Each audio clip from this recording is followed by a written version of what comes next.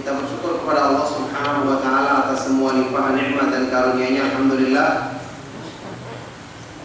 Pada sore hari ini atau pada malam hari ini kita dipertemukan kembali dalam majelis ilmu, lanjutan kajian rutin kita membahas tafsir dari ayat-ayat Al-Quran dengan membaca penjelasan yang disampaikan oleh Syekh Abdurrahman bin Nasir As-Sa'di rahimahullah ta'ala dalam kitab tafsir beliau Taisirul Karimir Rahman fi Tafsir Kalamil Mannan.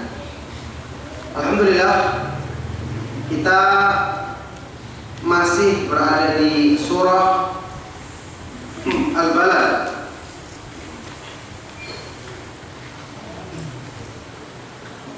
Di pertemuan terakhir kita telah sampai di firman Allah Subhanahu wa taala ayat sabu lam yarahu ahad.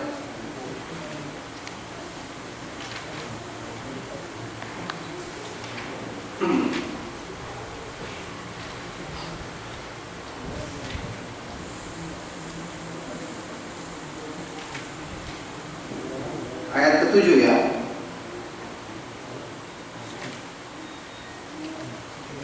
Sekarang ayat ke-8 berarti ya.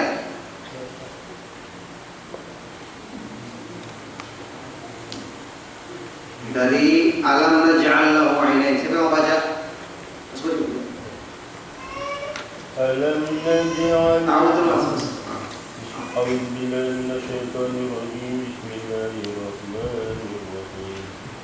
Alam naj'al lahu 'ainain wa lisanan wa shafatayn wa hadaynahu najdayn فلقتحم العقبة وما أدراك ما العقبة فك رقبة أو إطعام في يوم ذي مسغبة يتيما ذا مقربة أو مسكينا ذا متربة ثم كان من الذين آمنوا وتواصوا بالصبر وتواصوا بالمرحمة أولئك أصحاب الميمنة والذين كفروا بآياتنا هم أصحاب المشأمة عليهم نار مؤصدة صدق الله العظيم. Barakallahu fikum. Tidak perlu pakai surah Allah, Mas. Iya. Tidak perlu itu. Tidak ada ini.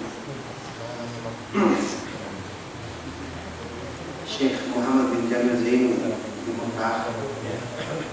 Dia sekarang menulis buku dan dia menjelaskan tidak ada dalilnya. Tidak ada dalil dari Nabi SAW dan dari sahabat. Ya.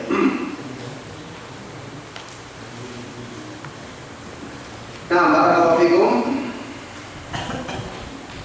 Jadi di ayat-ayat sebelumnya Allah Subhanahu wa taala terakhir telah kita baca ya, menjelaskan tentang ucapan atau perbuatan yang dilakukan oleh orang kafir ini, sehingga Allah Subhanahu wa taala menyebutkan ancaman ayat sabu lam yarahu ahad. Apakah dia menyangka bahwa tidak ada satupun yang melihatnya, yang mengawasi perbuatannya. Setelah itu Allah Subhanahu wa taala menyebutkan nikmat yang dilimpahkannya kepada manusia, yang dengan itu harusnya mereka bersyukur. Bersyukur kepada Allah dan menunaikan ketaatan kepadanya. Allah Subhanahu wa taala berfirman, alam naj'al lahu 'ainain wa lisanan wa shafatain wa hadainahu najdain. Bukankah kami telah jadikan bagi manusia itu dua mata, ya, untuk memperindah rupanya juga untuk menjadikan dia mudah melihat hal-hal yang dibutuhkan dalam kehidupannya. Bukankah telah kami jadikan baginya dua mata, walisanan wa syafatain, dan lisan lidah untuk berbicara, wa syafatain, dan dua bibir, ya, mulut. Allah jadikan baginya lisan, lidah, dan bibirnya, dua bibirnya untuk berbicara. Ini nikmat yang Allah Subhanahu wa taala berikan kepada manusia yang harusnya disyukuri. Lil jamali wal basari lil mutqi, lil jamali wal basari wal mutqi. Allah jadikan nikmat tersebut yang ada pada wajah manusia untuk keindahan, untuk penglihatan, dan untuk berbicara. Coba kita bayangkan seandainya manusia tidak punya nikmat ini, tidak punya anggota tubuh yang Allah jadikan untuk kemanfaatan besar ini. Wa ghairi dzalika minal manafi'id daruriyati fiha, dan manfaat-manfaat yang sangat dibutuhkan manusia lainnya dengan adanya anggota badan yang Allah Subhanahu wa taala jadikan baginya ini. Ini berhubungan dengan nikmat dunia, nikmat dalam urusan dunia. Setelah itu Allah Subhanahu wa taala sebutkan nikmat yang lebih besar lagi, yaitu nikmat dalam urusan iman, dalam urusan agama, nikmat mendapatkan petunjuk untuk mengenal jalan yang benar. Wa hadainahun najdain, kami berikan penjelasan kepada manusia, bimbingan kepada manusia akan dua jalan, jalan kebaikan dan jalan keburukan.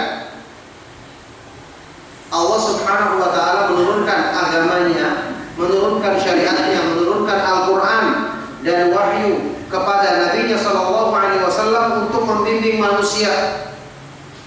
Dan ini adalah bimbingan yang merupakan nikmat Allah Subhanahu wa taala yang paling besar. Karena kalau di dunia orang salah jalan, paling-paling dia nyasar, bisa nyari jalan lagi setelah itu. Paling maksimal salah jalan masuk jurang, mati. Setelah itu dia hidup, dibangkitkan pada hari kiamat. Kalau dia punya iman, dia akan beruntung. Tapi kalau yang salah jalan adalah salah dalam iman, salah dalam pemahaman, apa yang terjadi? Kebinasaan dunia dan akhirat. Sudah kita pernah bahas berkali-kali, penyimpangan dalam urusan agama itu berat. Orang kalau sudah menyimpang dalam urusan agama, sesuatu yang buruk dianggap baik, sesuatu yang dimurkai oleh Allah dianggap ibadah. Contohnya apa? Contohnya bom bunuh diri.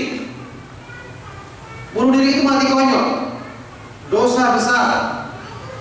Tapi dianggap oleh sebagian orang yang punya pemikiran menyimpang bahwa itu merupakan jihad di jalan Allah. Wallahi, padahal ini bukan jihad, tapi perbuatan jahat. Mati konyol dianggap mati syahid. Allah melarang dalam Al-Quran, wala taqtulu anfusakum innallaha kana bikum rahimah. Janganlah kamu membunuh dirimu sendiri, diharamkan dengan apapun, dengan alasan apapun tidak boleh bunuh diri. Apalagi dianggap sebagai perjuangan atau jihad di jalan Allah. Sudah dosa besar dianggap sebagai ibadah. Keburukannya dua. Keburukannya dua. Ada orang yang bunuh diri naudzubillah min dzalik karena stres atau karena takut ditagih utangnya. Tapi dia mengakui berdosa. Ini masih mendingan. Dia melakukan kesalahan, dia tidak menganggap baik. Tapi orang-orang yang punya pemikiran sesat kayak para teroris itu, sudah buruk perbuatannya dianggap baik. Makanya Nabi SAW dalam hadis sahih riwayat Imam Muslim pernah bersabda, "Man qatala nafsahu bi syai'in 'udziba bihi fi nari jahannam khalidan mukhalladan." Barang siapa yang membunuh dirinya dengan sesuatu di dunia, maka dia akan disiksa di dalam neraka dengan sesuatu itu selama-lamanya. Wallahi, ini adalah dosa besar. Allah Subhanahu wa taala menjelaskan kepada kita Islam supaya kita selamat dari kesesatan. Makanya ini merupakan nikmat yang paling besar yang diturunkan kepada manusia. Ya, saya katakan tadi penyimpangan menjadikan orang sangat jauh tersesat dari jalan Allah. Seperti yang dilakukan oleh mereka para teroris, sudah bunuh diri, membunuh lagi nyawa kaum muslimin yang tidak berdosa, merusak keamanan, memberontak kepada pemerintah, dosanya sudah bertumpuk-tumpuk. Na'udzubillah min dzalik, itu dianggap merupakan perjuangan untuk membela Islam, padahal Islam berlepas diri dari perbuatan tersebut. Baik. Jadi kita kembali. Wa hadainahum najdain, kami tunjukkan kepada manusia dua jalan. Jalan kebaikan agar mereka ikuti, jalan keburukan agar mereka hindari. Ini nikmat yang paling besar yang Allah berikan kepada manusia. Maknanya an-najdain dalam ayat ini diterangkan dalam tafsir di sini, ai tariqail khairi wasyarr. Bayyana lahul huda minadh dhalali war-rusyda minal ghayyi. An-najdain artinya dua jalan, jalan kebaikan dan jalan keburukan. Di mana dijelaskan itu? Tentu dalam ayat-ayat Al-Qur'an, dalam hadis-hadis Nabi SAW yang sahih. Jadi jalan kebaikan dan jalan keburukan, kami jelaskan kepada manusia petunjuk dari kesesatan. Mana yang benar, mana yang salah, mana yang merupakan petunjuk, mana yang merupakan kesesatan. War-rusyda minal ghayy, jalan yang lurus dari jalan yang membawa kepada penyimpangan. Subhanallah, ini merupakan penjelasan dari Allah Subhanahu wa taala, yang ini merupakan kebutuhan manusia yang terbesar, sehingga Allah Subhanahu wa taala jadikan ayat Al-Quran semua isinya adalah untuk menjelaskan masalah ini. Kenapa Al-Quran disebut sebagai Al-Furqan? Karena Al-Quran itu yufarriq bainal haqqi wal batil, membedakan antara yang hak dan yang batil, yang benar dan yang salah. Disebutkan dalam hadis sahih riwayat Imam Bukhari, ketika terjadi dialog antara Nabi SAW mimpi, dalam tidurnya melihat malaikat yang berbicara. Malaikat itu mengatakan, wa Muhammadun SAW farqun bainan nas. Nabi Muhammad SAW adalah farq, pembeda di antara manusia. Berarti petunjuk beliau membedakan antara jalan yang lurus dan jalan yang salah. Makanya orang kalau ingin selamat menempuh jalan yang lurus, dia harus belajar petunjuk Allah. Petunjuk yang diturunkan oleh Allah Subhanahu wa taala kepada Nabi Muhammad SAW. Tidak bisa orang itu mengetahui jalan yang lurus hanya cuma lewat mimpi saja, atau dengan pemikirannya saja yang digunakan. Tidak bisa. Syaitan dan hawa nafsu yang akan mempengaruhi pikirannya tersebut. Makanya harus dengan belajar petunjuk Allah, seseorang akan bisa mengenal jalan yang benar, jalan yang terang dibandingkan jalan yang keliru, jalan yang gelap. Ini adalah salah satu di antara nikmat terbesar yang Allah Subhanahu wa taala, dan salah satu di antara keindahan Islam. Makanya saya pernah jelaskan, di dalam Al-Quran itu tidak hanya dijelaskan yang baik-baik saja. Tentu dijelaskan kebaikan supaya orang mengikutinya, tetapi supaya sempurna orang berpegang teguh dengan kebaikan, keburukan juga harus dijelaskan dengan rinci supaya apa? Orang tidak mengikutinya, tidak terpengaruh, tidak tertipu dengannya. Coba saat ini, seandainya kita tidak pernah mendengarkan tentang jihad yang syar'i, bagaimana jihad yang benar? Siapa yang harus kita lawan dalam jihad? Apa syarat-syaratnya berjihad? Berjihad itu melawan orang kafir. Orang kafir bagaimana? Orang kafir tidak semua diperangi. Ada kafir yang memerangi kaum muslimin, memusuhi kaum muslimin. Ada orang kafir yang punya perjanjian damai dengan kaum muslimin. Nabi SAW bertemu dengan orang-orang Yahudi, bahkan menyuruh orang-orang Yahudi setelah menaklukkan negeri Khaybar untuk mengolah tanah yang telah dimiliki oleh kaum muslimin. Di zamannya Umar bin Khattab, ada pendeta-pendeta yang datang sebagai utusan dari orang-orang Romawi, membicarakan perkara-perkara yang mungkin berhubungan dengan hal-hal yang dibutuhkan di zaman tersebut. Ada peristiwa seperti ini namanya kafir dhimmi atau kafir mu'ahad. Tidak boleh mereka dibunuh, tidak boleh diganggu, karena orang muslim itu adalah orang yang mentaati perjanjian. bukan pengkhianat. Makanya orang kafir seperti ini haram ditumpahkan darahnya. Mereka punya perjanjian damai dengan negeri kaum muslimin. Disebutkan dalam hadis sahih riwayat Imam Bukhari, Rasulullah Shallallahu Alaihi Wasallam bersabda, "Man qatala mu'ahadan lam yarah raihatal jannah." Barang siapa yang membunuh seorang kafir yang punya perjanjian damai dengan kaum muslimin, maka dia tidak akan mencium baunya surga. Dosa besar. Jadi tidak semua. Kemudian berjihad itu dengan dipimpin oleh pemerintah kaum muslimin. Tidak setiap orang mau jihad kemudian dia pergi. Wah, ini nanti bisa menjadikan kekacauan. Jadi ada syarat-syaratnya yang diterangkan oleh para ulama. Nah, kalau seandainya penjelasan tentang masalah ini tidak disampaikan, yang terjadi apa? Muncullah orang-orang yang mengatasnamakan jihad padahal merusak, berbuat kerusakan atas nama Islam. Jadi banyak yang terpengaruh. Bayangkan siapa yang tidak mau diiming-imingi, ya? Cuma 1 detik tarik pelatuk bom, mati langsung masuk surga, ketemu dengan bidadari. Masya Allah. Bidadari yang dari Hongkong kata orang gitu kan. Begini lah, 3 tarik pelatuk 1 detik langsung tuh bidadari. Jelas mereka mau. Orang-orang frustasi yang seperti ini, daripada dia pikir pusing dan seterusnya, tinggal 1 detik tarik pelatuk mati, hancur badannya, langsung ketemu dengan bidadari. Masya Allah. Kemudian dibawakan hadis-hadis Nabi SAW yang menjelaskan jihad yang benar, dibawa kepada pengertian mereka. Dari mana? Sangat jauh perbedaannya. Jihad di zaman Rasulullah SAW melawan orang-orang kafir, bukan orang muslim yang dibunuh, bukan membuat kekacauan, membuat keributan di negeri kaum muslimin. Ini yang aneh. Kenapa mereka lakukan di negerinya kaum muslimin? Di Arab Saudi juga mereka lakukan, di Indonesia juga mereka lakukan. Yang jadi korban juga kaum muslimin sendiri, yang jadi kacau juga negara kaum muslimin sendiri. Sedangkan di negerinya orang kafir saja, misalnya dilakukan di Amerika, kata para ulama, kalau menimbulkan keburukan yang lebih besar tidak boleh. Kenapa? Bikin peledakan di Amerika misalnya. Terus yang kena akibatnya siapa?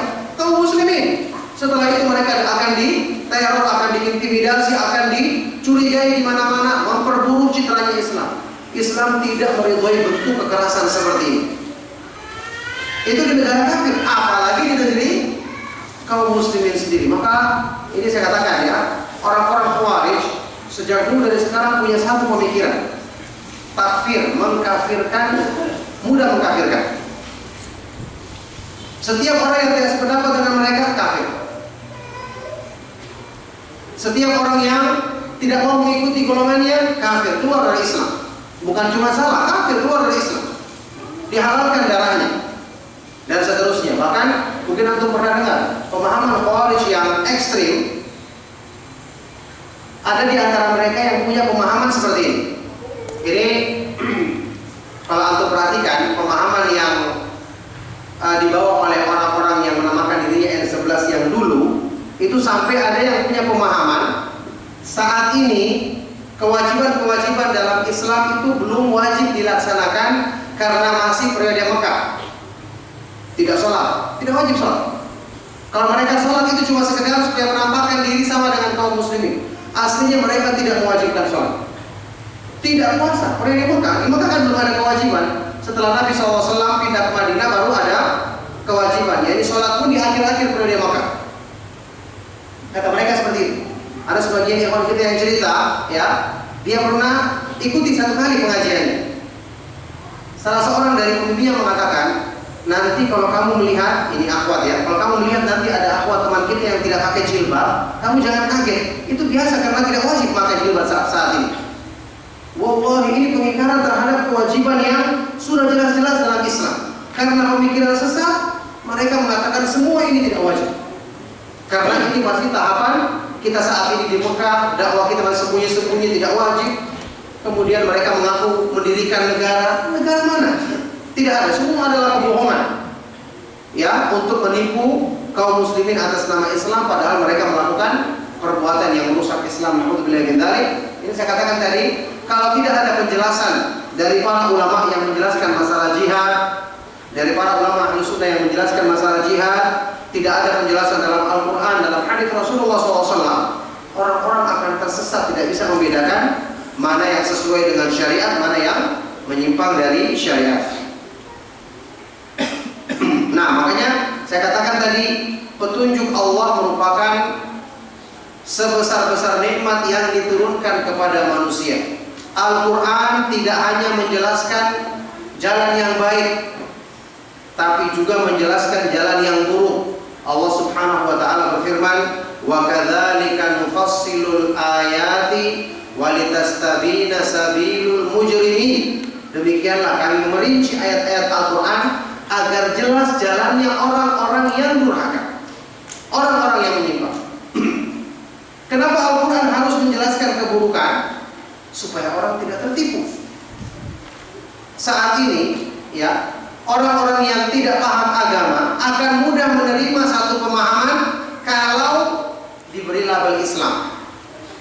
Wah, ini berjihad, wah, senang dia. Ini amar ma'ruf nahi munkar, padahal berbuat kerusakan. Makanya Islam perlu dijelaskan dua hal: kebaikan dirinci, keburukan dirinci, agar orang mengenal rincian dari keburukan. Saya pernah nukilkan ucapan yang masyhur dari siapa? Sahabat yang mulia, Umar bin Khattab radhiyallahu taala anhu. Sebab yang menjadikan ikatan Islam terputus. Innama tanqudu ural Islam urwatan idza nasha'a fil Islam man lam ya'rifil jahiliyah. Hanyalah yang menjadikan ikatan Islam itu terputus seutas demi seutas kalau hidup di dalam Islam ini, tumbuh dalam Islam ini generasi yang tidak mengenal perkara-perkara jahiliyah. Tahu cuma yang baik-baik, yang buruk-buruk kan dikenal, sehingga ada keburukan di atas namakan Islam ikut, karena tidak dikenal perincian. Ibnu Qayyim ketika menjelaskan masalah ini membuat perumpamaan dalam kehidupan kita, dalam kehidupan manusia.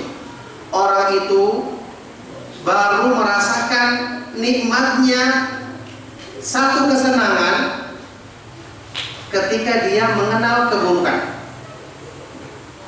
Contohnya, orang misalnya minum madu manis, tapi coba lebih manis lagi ketika sebelum minum madu antum minum yang pahit, langsung terasa perbedaan. Ya, kata seorang penyair, wa bi adadiha tatabayyanul asya. Segala sesuatu itu akan semakin jelas kalau kita ketahui lawannya, kita ketahui kebalikannya. Orang ketika dia sakit baru dia rasakan, wah ternyata dulu waktu sehat sangat nikmat sekali. Inilah yang menjadikan orang yang mengenal kebaikan, perincian tentang hal-hal yang diperintahkan dalam Islam, dicintai dalam Islam. Setelah itu dia mengenal keburukan, dia semakin mantap berpegang dengan kebaikan, dan dia semakin tidak ragu-ragu lagi meninggalkan keburukan. Ini metode belajar Islam yang benar. Makanya kenapa para ulama ketika menjelaskan jalan yang lurus selalu disebutkan ada jalan yang menyimpang, hati-hati, ciri-cirinya seperti ini, jangan ikut. Tapi kalau cuma dijelaskan yang baik-baik saja, ketika nanti muncul penyimpangan, dikhawatirkan orang tersebut tidak mengetahuinya.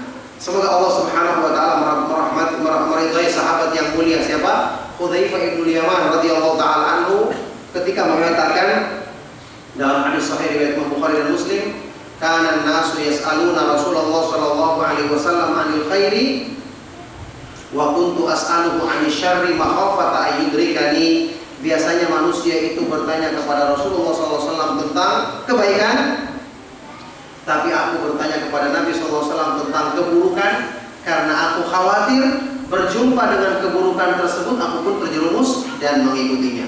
Inilah tujuan kita, mengenal keburukan dengan rinci agar kita semakin bisa menghindarinya. Baik.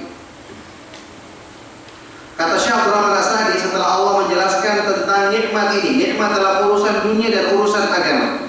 Fahadhil minanul jazilatu taqtadi minal 'abdi an yaquma bi huquqillah wa yashkur Allah 'ala ni'amihi wa alla yasta'ina bihi 'ala ma'asihi.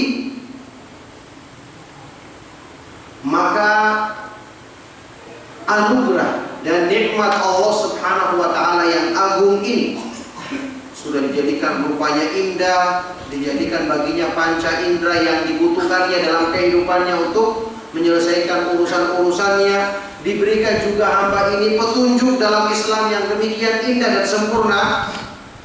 Maka anugerah dan nikmat Allah yang besar ini harusnya mengandung konsekuensi hamba itu kemudian menegakkan hak Allah Subhanahu wa ta'ala, mensyukuri nikmat tersebut, tidak menggunakan nikmat tersebut justru untuk durhaka kepadanya. Bayangkan semua yang kita gunakan di dunia ini, fasilitas adalah pemberian dari Allah. Apakah pantas Allah yang memberikannya kepada kita kemudian kita gunakan untuk bermaksiat kepadanya?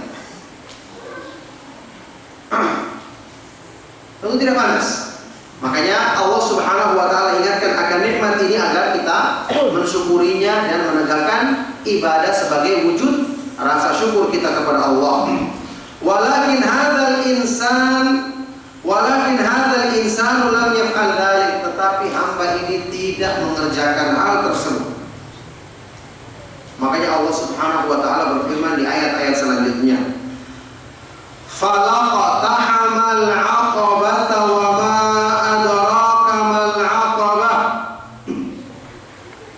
Maka manusia itu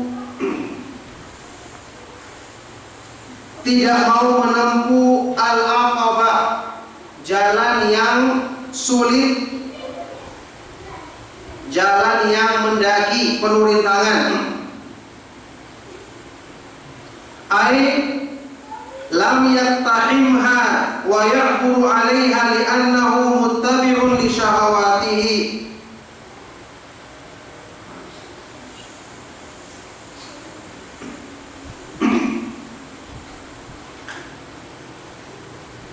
Artinya dia tidak mau menempuh dan menyeberangi jalan tersebut karena dia selalu memperturutkan syahwatnya.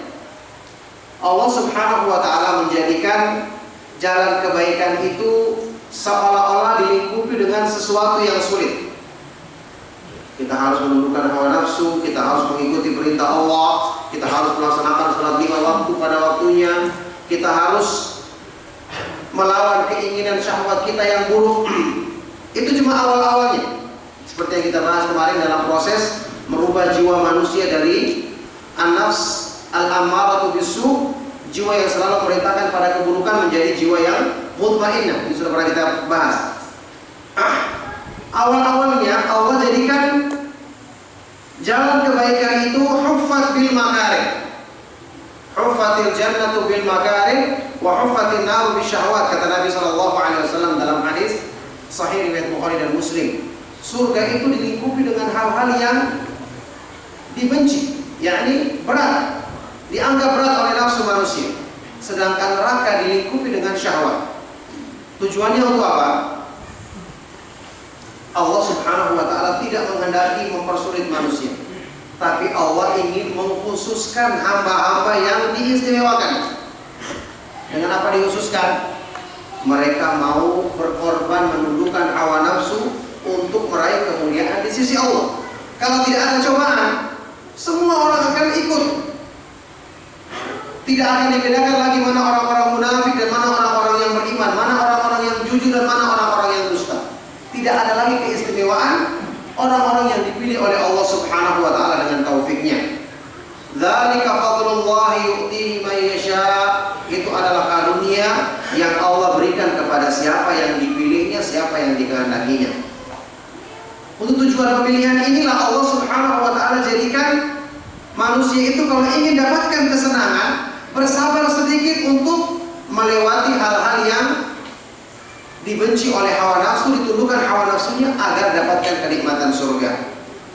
Untuk urusan dunia saja, orang itu kalau ingin mendapatkan sesuatu yang mulia mesti berkorban. Mesti berkorban waktu, tenaga, korban biaya. Padahal urusan dunia akan habis, yang akan ditinggalkan. Apalagi untuk urusan yang mulia kekal abadi selama-lamanya. Ya, hadis yang saya bacakan kemarin riwayat At-Tirmidzi. Disebutkan juga dalam Riyadhus Shalihin. Sanadnya hasan. Rasulullah SAW bersabda, "Ala wa inna sil'atallahi ghaliyah, ala wa inna sil'atallahi jannah." ketahuilah sesungguhnya barang perniagaan Allah itu sangat mahal. Ketahuilah sesungguhnya barang perniagaan Allah adalah surganya yang penuh dengan kenikmatan. Jadi hamba ini tidak mau. Orang-orang yang jahil memandang dengan pandangan yang tidak dalam. Dia hanya sepintas, sulit, menghabiskan waktu. Disuruh berinfak di jalan Allah, kenapa saya keluarkan uang saya untuk menyumbang? Dianggap tidak ada manfaatnya bagi dirinya. Sekarang ditanyakan sama dia, "Baik, kalau Anda tidak keluarkan uang Anda untuk kebaikan, terus uang ini akan menetap terus? Tidak akan habis?" Jawabannya pasti akan habis juga. Digunakan untuk kepentingan yang buruk. Kalau tidak digunakan untuk yang baik, pasti dihabiskan untuk yang buruk. Sudah mesti sama dengan umur manusia. Kalau tidak kita gunakan umur kita untuk kebaikan, apakah umur kita akan tetap terus tidak berjalan, tidak bertambah, tidak akan habis? Pasti akan habis. Tubuh kita, kesehatan kita, tidak kita gunakan untuk kebaikan, apakah dia akan menetap? Pasti juga akan habis. Jadi tidak ada jalan lain. Semua yang kita miliki mesti akan habis. Kalau tidak digunakan untuk kebaikan, maka pasti akan dihabiskan untuk kesia-siaan. Na'udzubillah min dzalik.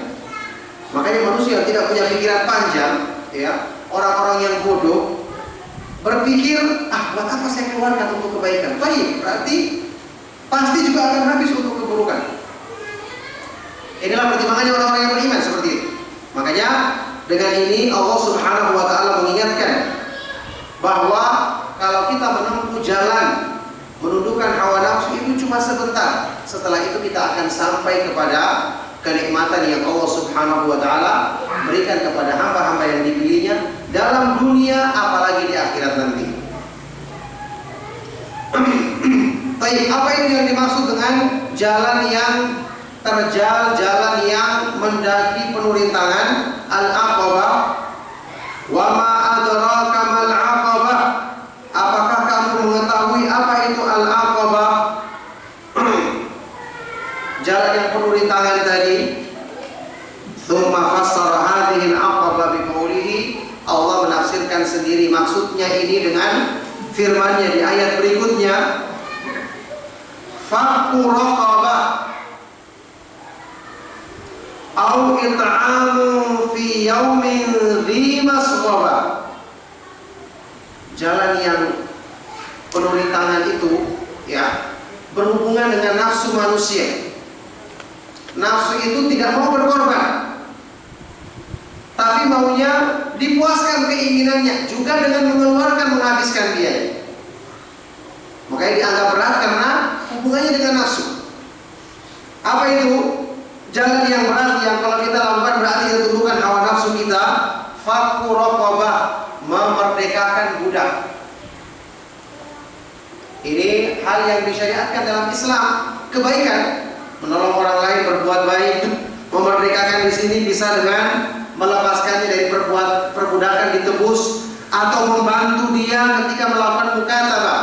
Dia membuat perjanjian dengan majikannya untuk membayar, menebus harga dirinya, harga perbudakan dirinya. Dia cicil, kita bantu dia supaya segera lunas, akhirnya dia merdeka. Wa min babil aula fikakul asiril muslim indal kuffar. Terlebih lagi jika ada orang muslim yang ditawan oleh orang-orang kafir, kita bebaskan, kita merdekakan, kita bayar, tebus supaya dia bisa bebas. Ini lebih utama lagi. Ini jelas perbuatan baik karena berhubungan dengan melepaskan orang yang beriman dari kesulitannya. Sudah kita ketahui keutamaannya dalam hadis riwayat Imam Muslim. Man nafasa an mu'min kurbatan min kurabi dunia, nafasallahu anhu kurbatan min kurabi yaumil qiyamah.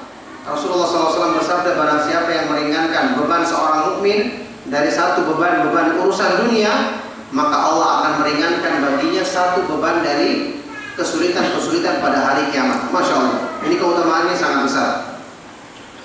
Jadi apa yang dikatakan jalan yang berat tadi? Menolong orang lain, memerdekakan budak, memerdekakan tawanan. Au it'amu fi yaumin dhi masghaba, atau memberi makan, bersedekah, memberi makan kepada orang-orang orang miskin di hari dzi masghaba, di hari kelaparan yang sangat, di hari banyak orang-orang yang lapar, orang-orang yang membutuhkan. Ini keutamaannya besar. Memberi makan tentu tidak disenangi oleh hawa nafsu, karena maunya nafsu itu makannya untuk diri sendiri, untuk dirinya sendiri. Makanya artinya yaumin dzi masghaba, hari yang memiliki masghaba. Masghaba artinya maja'atun syadidah, kelaparan yang sangat. Bi an yut'ima waqtal hajati asyaddan nasi hajatan. Caranya adalah memberikan sedekah makanan di waktu manusia membutuhkan, dan dipilih orang yang paling membutuhkan. Yang paling membutuhkan, orang-orang miskin yang kelaparan, yang sangat membutuhkan makanan. Ini merupakan cara untuk menundukkan hawa nafsu, cara untuk menempuh jalan Allah Subhanahu wa taala agar mendapatkan balasan yang mulia di sisi Allah Subhanahu wa taala. Dan benarlah Rasulullah SAW yang bersabda dalam hadis yang sahih riwayat Imam Muslim, "Ma naqasat shadaqatun min mal." Sungguh harta yang disedekahkan itu tidak mengurangi harta pada hakikatnya, karena balasan kebaikannya akan kita dapatkan di akhirat nanti.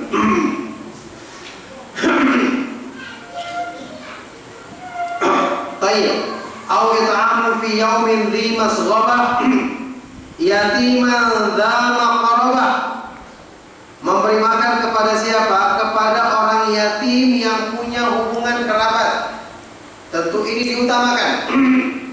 Orang miskin, apalagi yatim, punya hubungan kerabat. Masya Allah, sudah mengumpulkan berapa banyak kebaikan dengan kita memberikan makan atau sedekah kepada orang seperti ini. Sudah dia orang miskin, dapat pahala. Dia anak yatim, memuliakan anak yatim juga dapat pahala. Kerabat, ada hubungan kerabat dengan kita, menyambung silaturahim juga dapat pahala. Subhanallah. Makanya ini yang diutamakan. Ay jami'an baina kaunihi yatiman faqiran dza qarabah, yaitu orang yang menghimpun hal-hal yang dianjurkan untuk kita bersedekah kepadanya. Dia sudah anak yatim, memuliakan anak yatim, pahalanya besar. Orang miskin, membantu mereka juga pahalanya besar. Kemudian dia punya hubungan kerabat yang berarti menyambung silaturahim kepadanya. Ini diutamakan.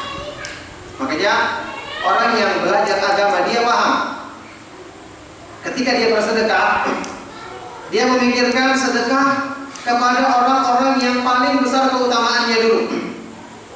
Dia dapati ada orang miskin banyak, sama-sama butuh, tapi yang satu tetangganya, memuliakan tetangga diperintahkan dalam Islam, ya kan? Maka yu'minu billahi wal yawmil akhir falyukrim jarahu, hadis Bukhari Muslim. Barang siapa yang beriman kepada Allah dan hari kemudian, hendaknya dia memuliakan tetangganya. Sudah dia memberikan kepada orang miskin dapat pahala, memuliakan tetangga dapat pahala. Apalagi kalau ada dia adalah kerabat. Tentu maksudnya kerabat di sini bukan anak atau orang tua. Ya, ini kita tidak boleh memberikan sedekah kepada orang yang wajib kita nafkahi. Jadi ada orang yang bertanya, Ustaz, saya ingin memberikan zakat saya kepada ibu saya. Subhanallah, tidak pantas. Memang kita kasih ke ibu bagus, tapi zakat ini tidak boleh diberikan kepada orang yang wajib kita tanggung. Ibu kita wajib kita tanggung. Kalau dia miskin, berarti Anda berdosa selama ini menjadikan dia miskin. Kenapa Anda tidak tanggung? Tidak boleh zakat itu diberikan kepada orang yang wajib kita nafkahi. Berikan mereka dari nafkah kita. Yang selain mereka, itu yang kita berikan padanya zakat. Zakat harta kita atau sedekah yang kita berikan, itu kita berikan kepada orang-orang, bukan kepada orang-orang yang selain dari orang-orang yang wajib kita nafkahi. Baik, jadi ini urutan-urutan dari yang paling utama. Setelah itu kita cari, kalau tidak ada yang seperti itu, kita cari lagi orang miskin yang lain yang membutuhkan makanan tersebut atau sedekah tersebut. Au miskinan dza matrabah, atau orang miskin dza matrabah yang sangat fakir, yang sangat kekurangan. Ini diutamakan juga. Ay qad laziqa bit turabi minal hajati wad darurah. yakni orang yang sangat mendesak kebutuhannya, orang-orang yang sangat membutuhkan, sangat kekurangan. Ini yang diperintahkan untuk kita memberikan makan kepada mereka, dan ini merupakan cara untuk menempuh jalan yang penuh dengan rintangan, yakni jalan yang susah dalam rangka menundukkan hawa nafsu di jalan Allah Subhanahu wa taala. Makanya Rasulullah SAW bersabda dalam hadis yang sahih riwayat Imam Ahmad dan yang lainnya, al-mujahidu man jahada nafsahu fi ta'atillah. Orang yang berjihad dengan sesungguhnya adalah orang yang berjuang menundukkan hawa nafsunya dalam melakukan ketaatan kepada Allah. Thumma kana minal ladzina amanu wa tawasaw bis sabri wa tawasaw bil marhamah. Ulaika ashabul maimanah. Kemudian orang ini dia adalah termasuk orang-orang yang beriman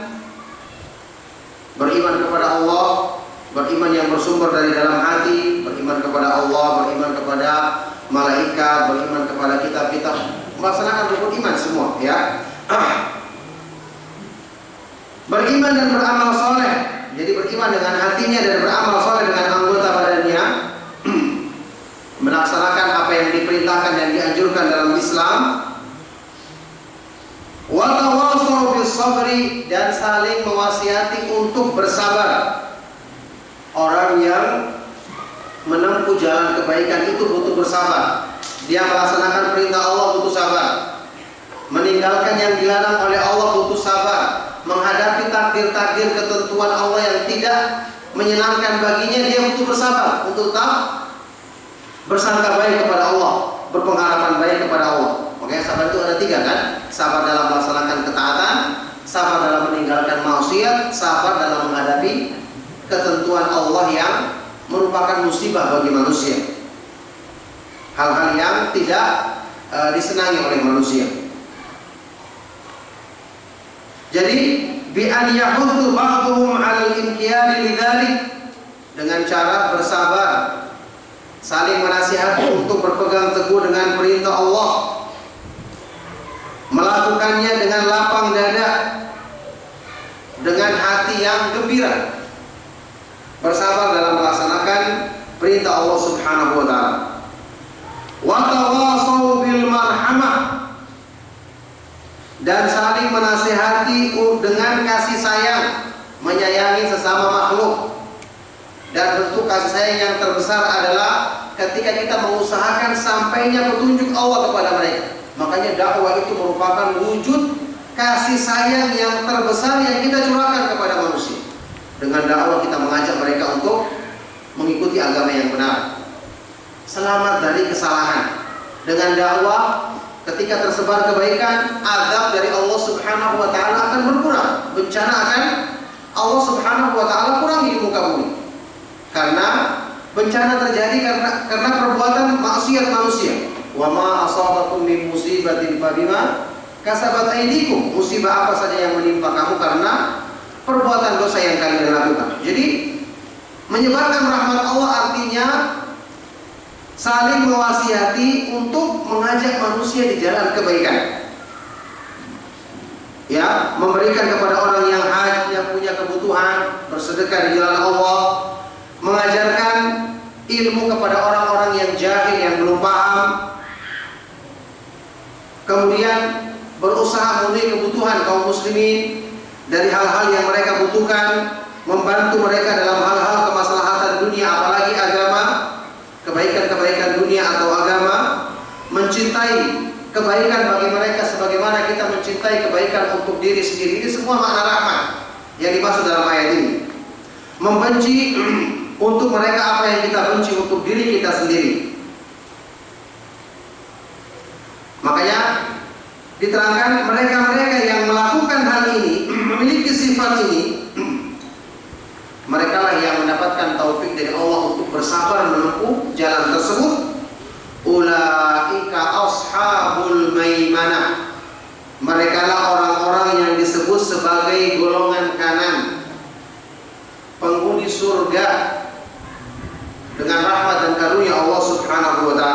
li'annahum addu ma amara Allah bihi min huquqihi wa huquqi ibadihi, karena mereka menunaikan dengan benar apa yang diperintahkan oleh Allah, menegakkan hak-hak Allah dan menegakkan hak-hak sesama manusia. Wa taraku ma nahu anhu wa hadha unwanu sa'adati wa alamatuha, serta mereka meninggalkan segala sesuatu yang dilarang oleh Allah. Ini merupakan pertanda dan ciri-ciri orang-orang yang akan mendapatkan kebahagiaan di dunia dan di akhirat nanti. Nah, barakallahu fikum. Sampai ayat ini insyaallah kita cukupkan. Kita akan teruskan nanti di pertemuan berikutnya. Karena sudah waktu azan kan. Sallallahu wasallam baraka ala nabiyina Muhammad wa ala alihi wa sahbihi wa man tabi'ahum bi ihsanin ila yaumiddin wa akhiru da'wana alhamdulillahi rabbil alamin. Ada pertanyaan silakan? Allah silakan.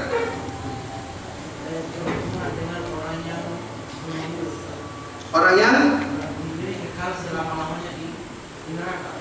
Apakah kekafiran yang dia lakukan itu sama bersama dengan batal Islamnya? apa ini?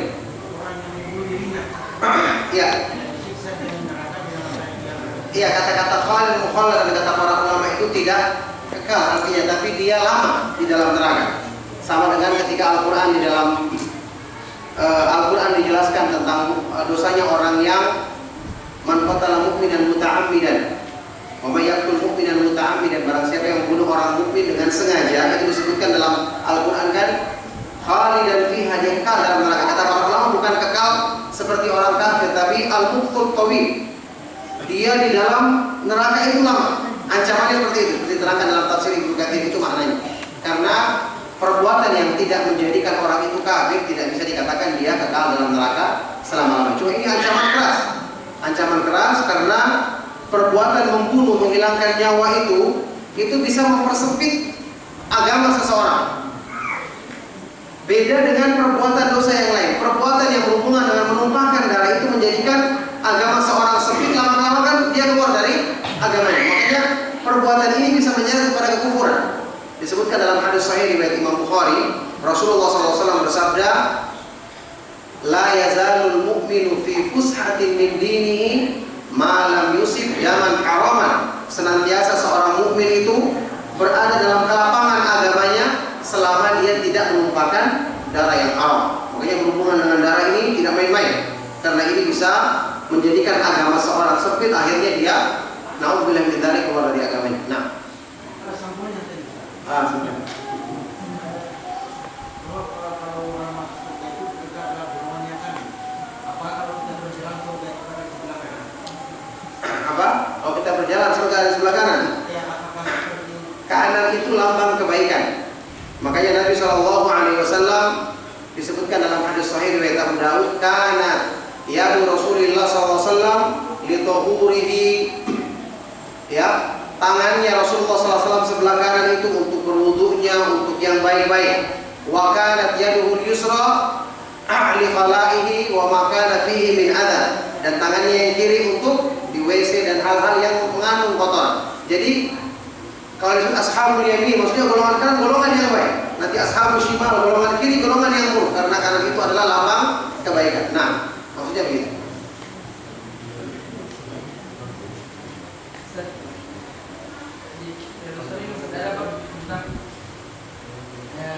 karangan kesuaran musik itu termasuk karangan membaca syair di masjid.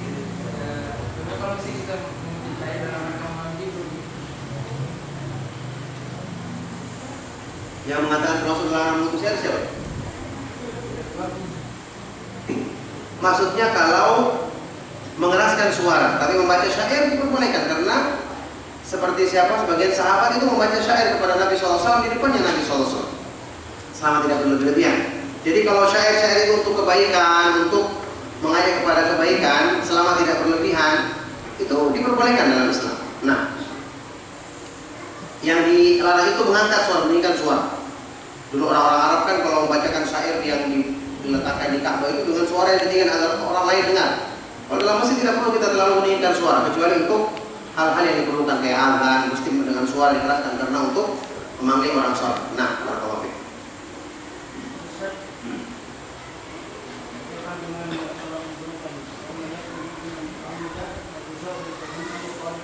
Iya, tidak boleh, jangan cuma pembunuhan tuh.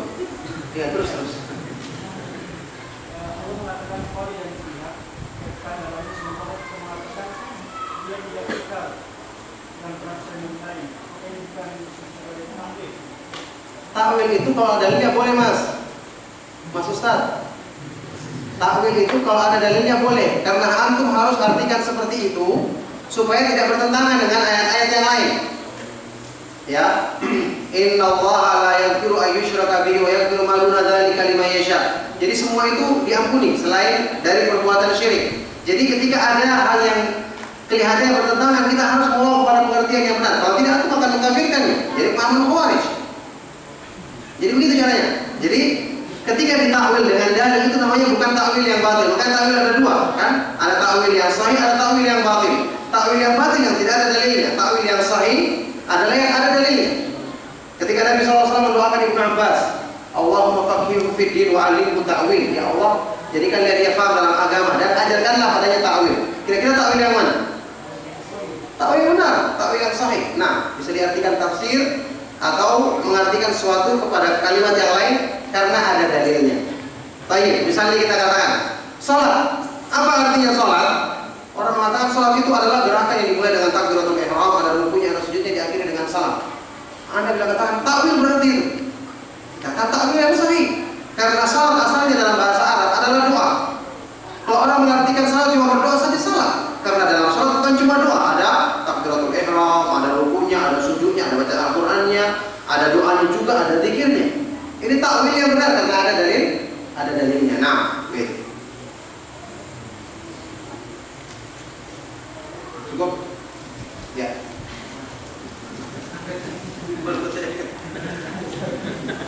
Hanya kalau kita benar menyerahkan begitu. Selama ini kita masih tidak tahu dan kita juga. Oh.